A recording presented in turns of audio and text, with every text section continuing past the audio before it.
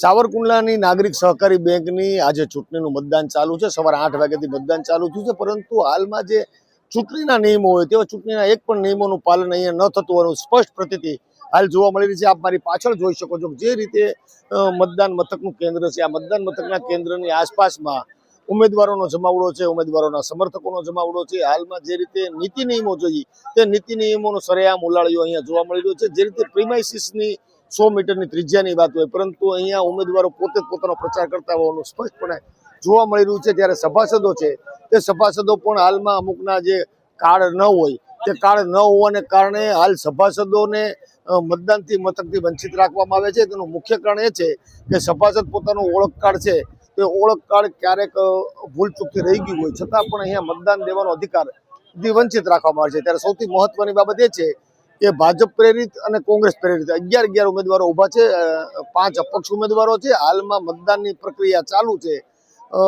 લગભગ અત્યારે જે મળતી માહિતી મુજબ 2200 આસપાસનું મતદાન તો થઈ ચૂક્યું છે। હજી લગભગ 1 કલાક જેવી વાર છે, 1.5 કલાક જેવી, એમાં હજી મતદાન વધુ થાય તેવી શક્યતા સેવાઈ રહી છે। પરંતુ જે ચૂંટણીના નિયમો હોય તેનો સરેઆમ ઉલાળ્યો અહીંયા જોવા મળી રહ્યું છે, તે નરી વાસ્તવિકતા છે। નાગરિક બેંકની તમામ ચૂંટણીઓની અપડેટ મેળવવા માટે મારી ચેનલ લાઈક, ફોલો અને સબસ્ક્રાઇબ કરતા રહેજો।